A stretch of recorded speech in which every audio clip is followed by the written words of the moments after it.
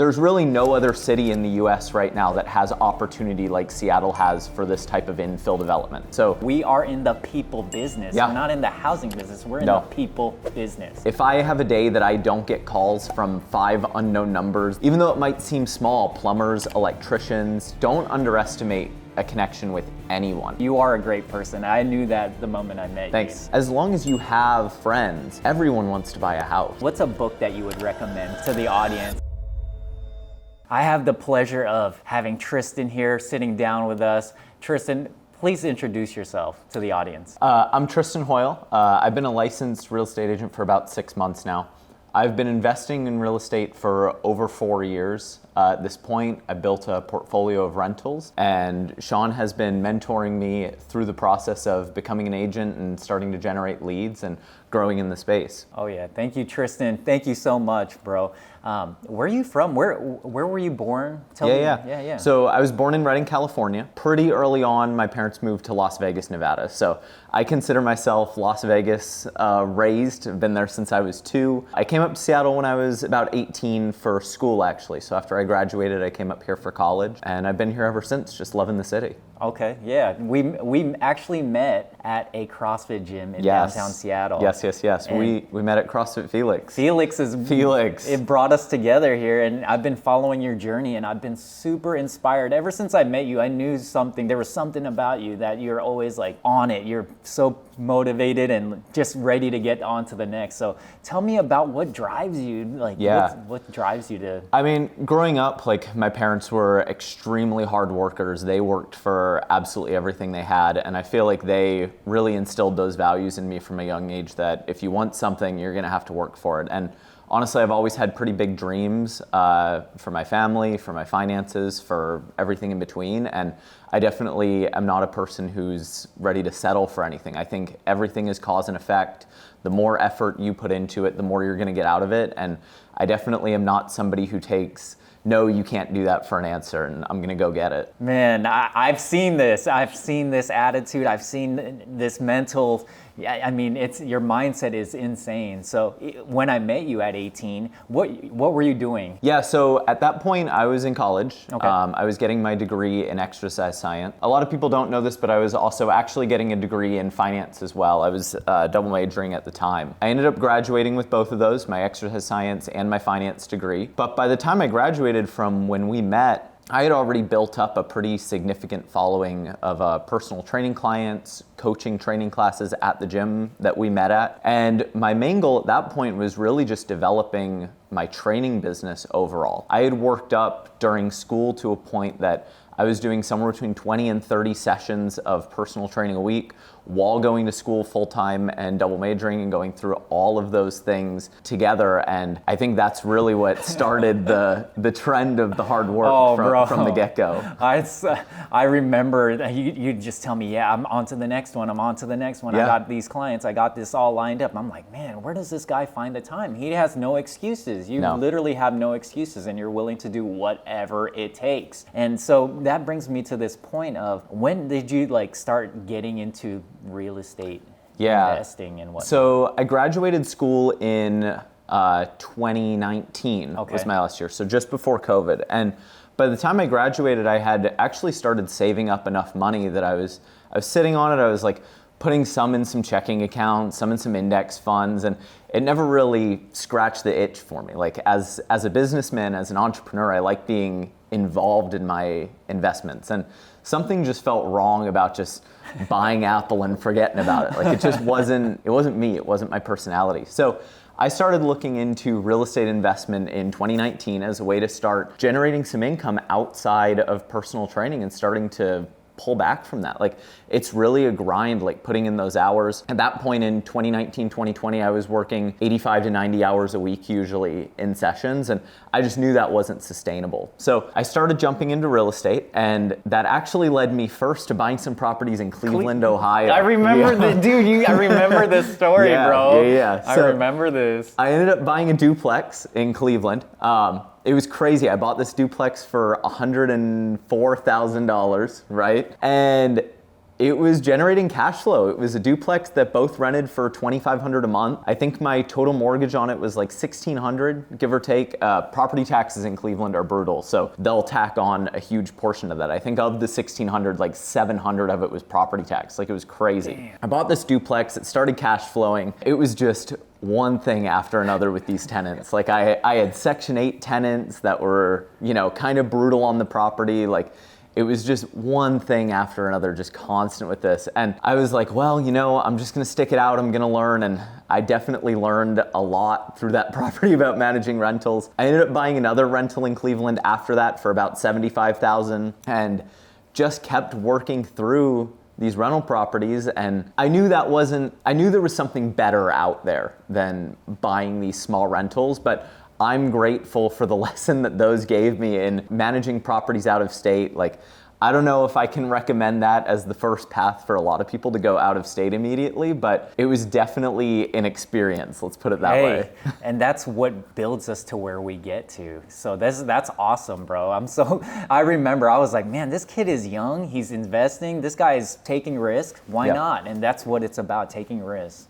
And after investing in Cleveland, what were you doing then? I remember you buying a 911 or dude, yeah. I remember you buying a 911. Yeah, so after I had the couple Cleveland property, I was like, fuck it, I gotta buy something fun, right? And that's just how it is sometimes, right? Man. So I bought a 2014 911 Turbo S in, what was that? That would have been 2020, right? Yeah. Middle of 2020. And I remember we went and got dinner and you drove it on the way back. I did. And I'm pretty sure people might disagree, but I'm the reason that Sean bought his Turbo S for sure. There's no doubt, right? That's guaranteed. That's a guaranteed fact. I remember we're going down the highway and he punches it for the first time and he was just like, holy crap, dude, that is crazy. There's nothing like that. Literally like 2 years later, I was at the dealership for him picking up. Obviously a few years newer and a little more expensive, but heck of a car. But it doesn't matter. Porsches are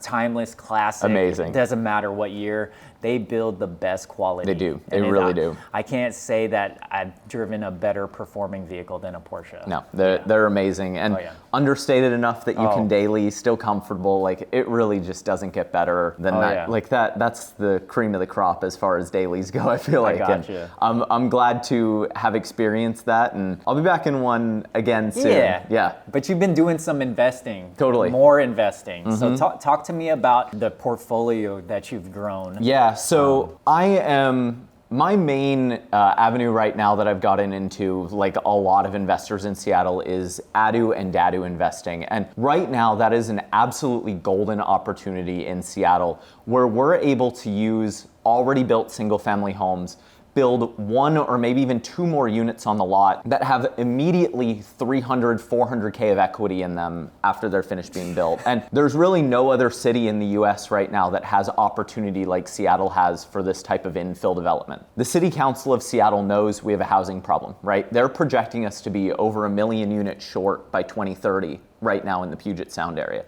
Like, that is an extreme deficit of housing. And the City Council, rather than changing zoning, right, moving NR to low rise, they've decided that the way they're gonna attack this is with this ADU and DADU movement, right? So in any neighborhood residential zone in Seattle, you're allowed one DADU, one ADU, and that's on a lot over 3,200 square feet, which most lots are.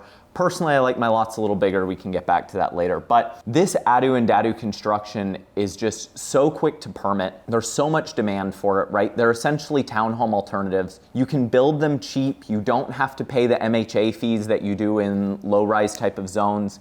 So at this point, what I've done is, in 2022, I started getting into my first DADU build, and I bought a property in West Seattle. I permitted what was at the time called a schooner build, which is probably the most common DADU that you can build. I built the schooner in the backyard. I bought the main house for $575, kind of in the peak of the market. I built the schooner in the backyard. It cost me $310,000 to build. And as soon as it finished, that schooner appraised for $605, double, almost instantly. And obviously there were hold costs associated with that and some soft costs. It cost me about $30K in architecture and permitting, another $50K in hold costs. So we're talking that I was all in for about $395, turned over $605K of worth almost immediately after. Both of those properties I rented out, right? I've got a tenant in the front unit, I've got a tenant in the back unit. I was able to do a cash out refi on that back unit and pull out $450,000. So paid off my build loans, pulled out my down payment from the primary mostly as well. So I basically just ran the Burr method at high rates in Seattle, which is honestly unheard of. Like, I don't know anywhere else right now that you can get 1% rule in Seattle, right? We're talking pay $300,000 to build, rent for $3,000 a month. Like, there's no way. Those are the type of ratios I was getting and clawing for in Cleveland in a market with no appreciation. And now we're talking about Seattle, a market with 7.5% historical appreciation in a lot of areas. And I mean, that's just crazy bang for your buck right now in that type of investing. So I've shifted my portfolio there. At this point, I own 5 rentals in Seattle. 2 are Dadus, 2 are the main homes that were on that lot. And the final one is a primary that previously I was living in for about 3 years. I've recently moved up to Bellevue, so I moved out of that, and now that's a rental as well again. So. And how old are you? I'm 27. I turned 28 in March. 27 years old, built up this portfolio. Dude, who got you into that? Like, did you just do the research on your own, or were you hanging out with the people? Yeah, it's, again, coming back to those Cleveland properties, like I knew it wasn't it. I saw people making money kind of hand over fist in real estate investment, and that just wasn't me collecting these, $500 cash flow checks a month, and then next thing I know, $6,000 of expenses eats it up. So I was looking for more. I decided I wanted to get into investing in state. I actually joined a Facebook group, Washington Real Estate Investing, right? Oh yeah. Jan Wano, right? Oh yeah. We both know that's our boy. Oh yeah. He has that whole group set up and has done an absolutely amazing job with it. So reach out to him for sure, right? Get in that group if you're not. There is so much free knowledge that goes around in there. And it was actually one of his posts that sparked me onto the Dadu. He was building a schooner as well in the backyard of one of his properties. I've seen it. I've seen that one. And he posted about it. He was like, this is crazy. Like, this unit's going to be worth $750K when I'm done with it. It's costing me $300K to build. I'm like, there's no way. There's no way that's true. Like, that's free money. Why is everybody not doing it? So as soon as I read that post, I was in touch with my agent literally the next day. I'm like, we got to find something I can Dadu on. Like, I've got a Dadu, like right now. So it took a few weeks, started getting into the Dadu, and before I knew it, we were running projects. So that's really what got me started, was actually Facebook, right? Social media, connecting with people. Like, the amount of free game that people are willing to put out on social media is honestly crazy. And even myself right now, right, at Tristan Hoyle Seattle, if you're not following. Oh yeah, right? we'll make sure to drop his links. For sure, drop it. We'll be dropping the links. Trying to put out as much free knowledge as well as I can from what I've learned for people, because really giving back, like, I wouldn't be where I was without those people sharing as well. Jan and I have since done a deal together even. Like, just forming those connections is huge. Tell us about this deal, man. So it's a 6-unit build that I'm working on right now up in Maple Leaf. So it's a $4 million total project value for construction. Jan actually went through almost all the hard work on it. He got it through permitting. He got it through neighbors that were an absolute crazy pain in the butt. I've got some wild stories with that one. But he pushed this through permitting and ended up wanting to get out of it. I think for him, his main business is just mobile homes, and really wanted more capital to start investing into that to pull back out of the project. But great opportunity for me. So I bought that property from him for $1.2 million. I actually sourced an investor on that deal. So that's a project that I have 50% ownership over with zero capital invested right now. I took that project to an investor. I told them, I was like, hey, here's our returns, here's what we're looking at. And they were like, yeah, let's do it. I had to pitch that project about 10 times before I got a yes. I went to 10 people. Yep. People kept shooting me down, saying no, saying no, saying no. And finally I got the right investor. Like, it's all about diligence, right? One no doesn't mean it's a bad deal. One no just means you're talking to the wrong person. So getting out there and finding another partner who actually is financing the whole project. I'm not even taking any loans on that. He pretty much wrote a blank check for the full $4 million to build. So we're out here. We've got that 1.2 million lot. We're finished with framing now on that property. Once it's done, it's gonna be 2 2,400 square foot units. Those will both go for about 1.35 each. So we'll have 2.7 million there. We have 2 ADUs with garages that are attached to that. Those are gonna be 3 stories plus rooftop deck. Those are each gonna sell for around 710 to 715. So another 1.4 puts us at 4.1 or so. And then we have 2 Dadus in the back as well that are also gonna be 1,000 square foot units attached onto those. So that's another 750, another 1.5, which puts us somewhere around that 5.6 million mark in exit value. So finding a way to capitalize on those deals, I mean, that's the name of the game, right? Zero cash in and 50% ownership. OPM, baby. Exactly. Other people's money. Leveraging that is huge. And then I'll be the listing agent for all of those as well. So that's why just kind of tack another one on. Right. That's why we got your license. And so how do you find your people? How do you find these leads? How do you find these investors? So, I mean, honestly, the biggest thing that I'm doing is just leveraging my personal network, right? Like, it's a lot of people that I know from the training business, right? I was fortunate enough that being a personal trainer, people don't think about it, but if you're setting yourself as a high value, a luxury service, a lot of the people that you're interacting with on a day-to-day basis have high incomes. And those people want to invest. They want to make more money as well. They have extra capital. So I was really blessed to be in a situation where almost everybody I was associating with for 15 hours a day had money, lots of means. And those people, through me talking about it during sessions and et cetera, know me now as a market expert in this form of real estate and are now pursuing more deals with me. So that's really where I've built that network of connections that's now allowed me to excel so much in the game. And I cannot understate enough that real estate is not a game of how much money you have or how much knowledge you have or what you can do. And those things are extremely important and they help maximize, but the first step in the door is knowing a lot of people. True that, like, bro. That's oh my the God, deal. it is the people. We are in the people business. Yeah. We're not in the housing business. We're in the people business. So dude, you guys got to save that right there. What he said right there is just gold. You're just dropping all the gems right now. So now we know where you're talking to the people. And I always said to myself, I need to be where the money is. Mm-hmm. I need to be where the money is. So let me put myself where the people are spending the money. Yeah. And from there, I built it through social media, which you're doing. You're doing it as well. Yeah. You're doing it as well. People are seeing that you've already done something and they want to know how they can do it too. Definitely. But dude, you got your license June 1st, less than 6 months ago. Tell me some big wins that you've had. Let's talk about some big wins that you've had.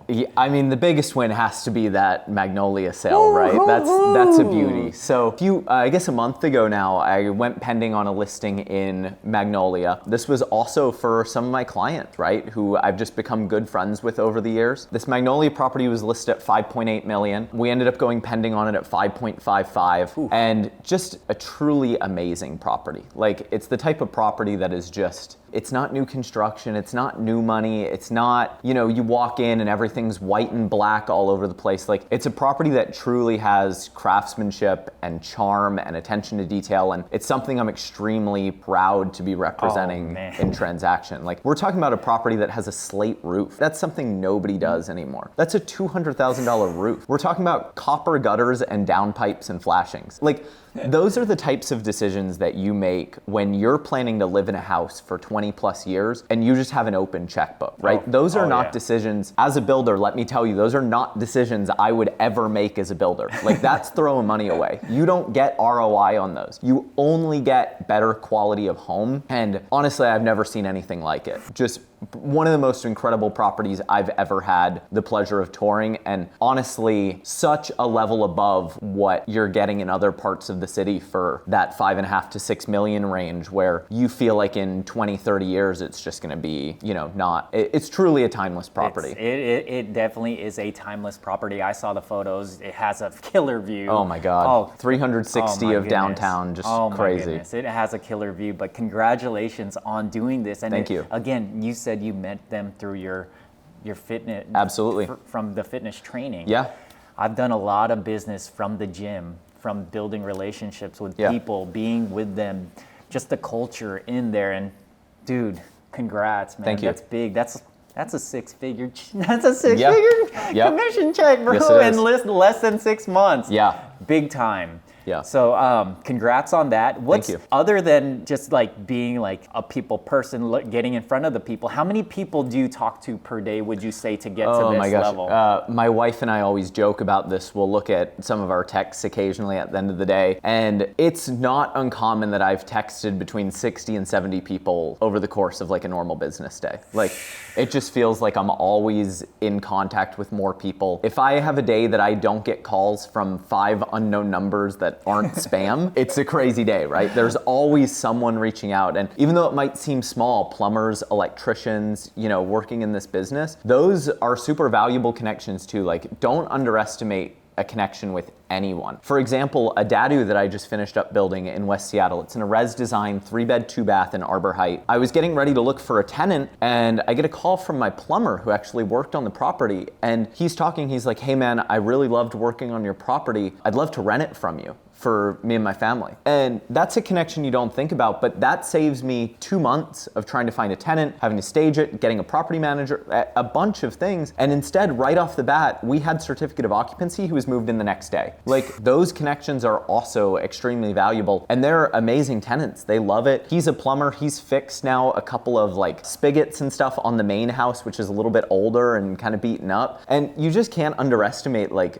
being people's friend. And I know it's hard in Seattle as a landlord with how a lot of the laws are, but man, finding quality people who you really love make the whole business so much easier. Like, my tenants will text me and they're like, hey, there's something wrong. Like, during construction, I actually had a tenant in the main house and we ended up having to dig up a giant trench in the front yard, which tore up a giant portion of the yard. It really wasn't usable. He couldn't really take his dogs out anymore, which is a huge drawback to him as a renter. And I just gave him the whole month free for that. Wow. Right? I was like, this isn't worth, like, I need to keep you happy. And in exchange for that, like, he's treated me with a lot of respect as a tenant. Like, once the yard was finished, he built by hand a brand new fence for the front yard to encompass it. Didn't bill me for any of it. Like, that fence probably would have cost me his whole month of rent easily. Right? Easily. Like, I'm finding the more you give back to people, like, we have market shifts up and down of 10, 20, 30,000. Like, why are we tripping over $2,000 that makes somebody stay happy with you and allows you to grow long term with them? Like, this is... Yeah, you can't think about those little dollars, because that's how you're gonna get caught up with people not liking you, people thinking you're a bad landlord. And it's way more valuable to have them respect you as a person and care for your property, because that's gonna save you in turnover costs and,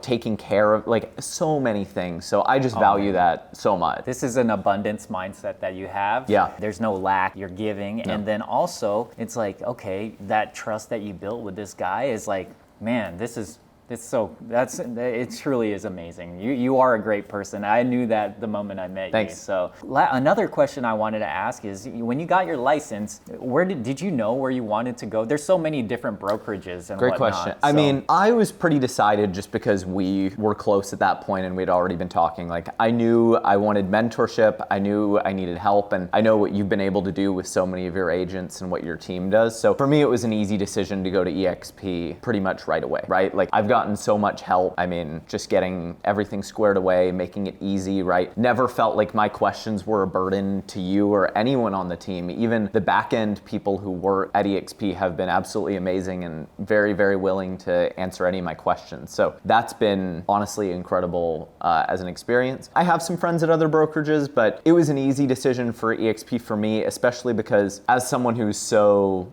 self-driven and intrinsically motivated, their commission structure was also a huge plus for me. I mean, having the cap be so low and then going uncapped after that is just huge for someone who doesn't feel like they need as much hand-holding from the brokerage, more just like help at a higher level that you guys are providing. For sure. And that cap, I know you already capped, you're already at 100%, which congratulations on that. You get stocks from EXP too. You've probably been getting the emails of notice of stock awards. And then, man, dude, you're literally killing it, and you've only been at it for 6 months as a new agent. And so being a new agent in a cloud-based brokerage, can that work? Absolutely. It's absolutely worked. And I think especially if you have a network that you're gonna lean back on already. And honestly, for any new agent, I feel like I would definitely recommend feeling networked before you jump in. And it doesn't have to be the way that I networked, right? There's a million ways to network, right? It can be social media, it could be a sport, it could be a church group, it could be just like colleagues at work if you're at Amazon or Apple or a tech. Like, as long as you have friends, everyone wants to buy a house. Most people are gonna work hard enough to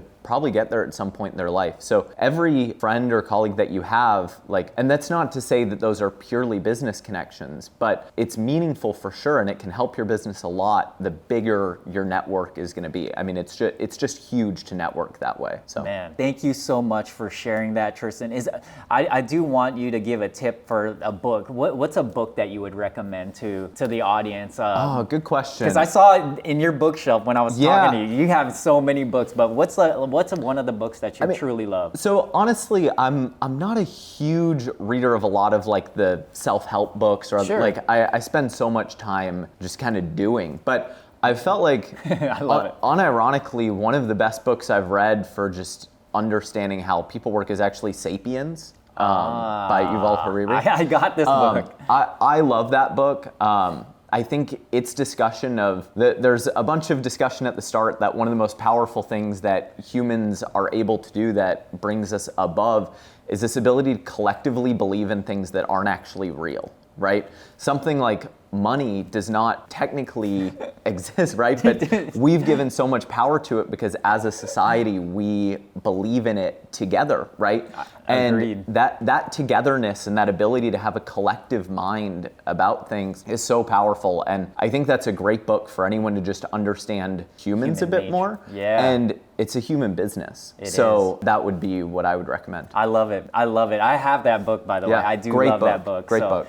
Thank you so much for hopping on, sharing so much value. Is there any last note that you want to close out with? Or? I mean, just knowing that like anybody can get into this business once your network's established. The ADU and the DADU trend in Seattle is definitely not dying out here at any point, right?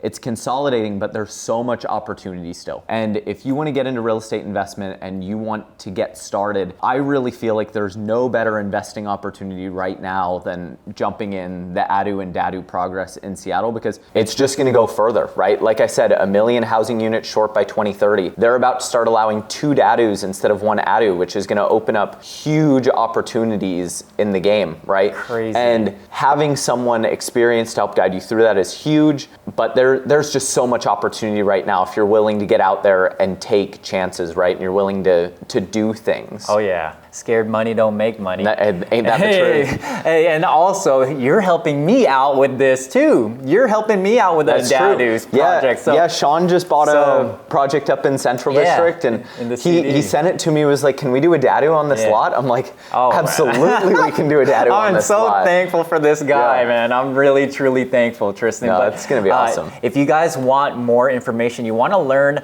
more from Tristan, just click the links below. I'm gonna put all his tags, Instagram, all his Facebook, everything, so you could get if you have questions, you want to connect with him, or if you even want to partner with him, you could click the Calendly link below. Schedule a call with me, and we will have a discussion with you. But thank you so much for watching. Thank you again, Tristan. Thank you, Sean. Thanks for having me. Thank you, bro.